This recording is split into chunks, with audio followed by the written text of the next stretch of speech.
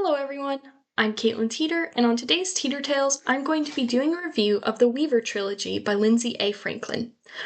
The Weaver Trilogy is a teen to young adult fantasy series, and for this review, I'm going to be covering the whole trilogy, and I won't be giving spoilers for any of the books. You can find chapters in the description, so let's go ahead and start the review. The book begins with 17-year-old Tanwyn peddling stories in the Kingdom of Tyr. She's a storyteller, a profession that is carefully monitored by the royals of Tyr, and making any slip-up could result in execution. Tanwyn's stories manifest as physical ribbons and light, and she has great ambitions of becoming the royal storyteller for the king. But something goes awry with one of her stories, and instead she has to flee for her life. Meanwhile, Princess Braith is struggling to find how she can help her people stand up to the corruption that is taking root in the royal family. The writing of the Weaver trilogy is well done. Franklin does a great job of bouncing between different points of view, going between first person and third person narration seamlessly. Through those, she's able to capture a lot of different voices of her characters. For Tanwyn's first person, you have a character who has more attitude when they're narrating, whereas with Braith, you have a more reserved third person point of view. Franklin is also great at describing scenes and painting the picture. She not only is descriptive, but she's also able to explain the powers of her characters in ways that you can see. Other writers might struggle to portray the kind of weird powers that the characters have through stories and other things, but Franklin is able to convey it in a way that you can really picture it in your head. The Weaver trilogy has a wide cast of characters, but none of them really get lost as the books go along. Each of the characters have clear personalities, and it's really fun to see how they differ from each other. For example, the first book, with its two protagonists, Tanwyn and Braith, have very different feels to them. Tanwyn can be a bit frustrating with how headstrong she is at times, as she makes lots of mistakes, and sometimes I would just be frustrated with her actions. However, it always seemed in character, so that's just a minor complaint. The romance in the books, especially in the later ones, can sometimes drag the story a little bit as it distracts from some more interesting plot points, but again, that's a minor complaint. Overall, I think the romance was actually well done, and it's not the focus of this series. The interaction and dialogue between characters was also really fun. There was lots of playful banter, and that made the books more entertaining, but also built out character relationships in satisfying ways.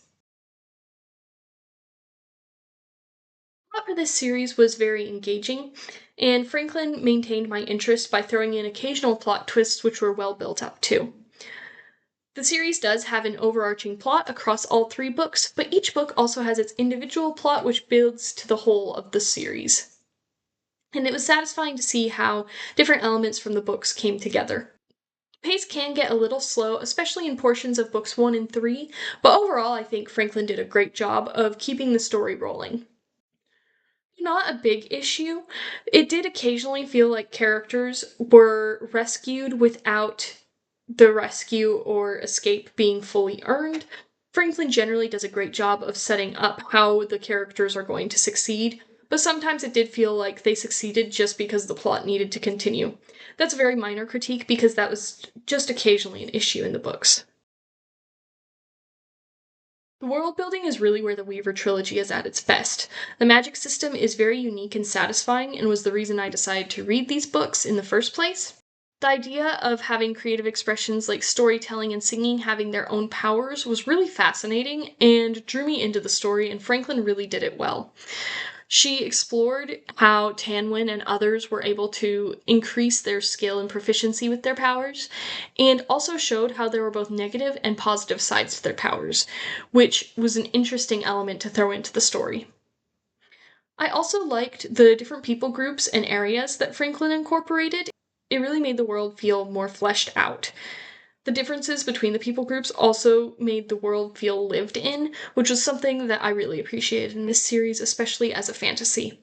I actually think the maps at the start of each book don't do the world building justice. They're fine for seeing where things are, but they don't really show the depth of the world that Franklin has created. There's not too much content to worry about with this series, other than violence and some scariness. The violence can get pretty intense and is fairly frequent throughout the books, but it never felt very graphic or grisly. Characters will die, sometimes in pretty terrible ways, but the book is much more interested in how that emotionally affects the other characters rather than focusing on the details of that character's death. Some of the villains can also be pretty creepy or ominous. Like I mentioned earlier, there is romance in this series, but it's not very intense. It mostly just goes up to couples will kiss or hold hands, and there are a few male characters who can be a bit creepy towards women, but nothing explicit is in this series. Finally, the Weaver Trilogy is a Christian series, and so it has a corresponding spirituality. Most of the people in Tyr worship goddesses, however, that's portrayed as a problematic and pagan practice, whereas other characters reference the creator, who is clearly meant to be God within this story, and it's established that the magic of stories, art, and songs are all originally derived from him and meant to be good. The Weaver Trilogy takes a unique concept and makes good use of it. The world building and magic system is really where this series shines. It really made good on its promise of exploring that magic system, and that was very satisfying to see unfold. I actually listened to the series on audiobook. The reader does a great job with it, so I would highly recommend listening to it if you would prefer to read the series that way. I actually found myself often finding excuses to keep listening because I was really interested in what would happen next. The Weaver Trilogy manages to stand out from other fantasy books through its unique magic system that is well fleshed out. I would definitely recommend this series to anyone who wants a shorter fantasy series. It's only 3 not very long books to commit to that balances rich themes with darker story elements and creative world building. I hope this review was helpful for you and that you'll maybe consider reading the Weaver Trilogy. If you have any questions about the books or just want to discuss them, let me know in the comments and I'd love to talk to you about it. Bye!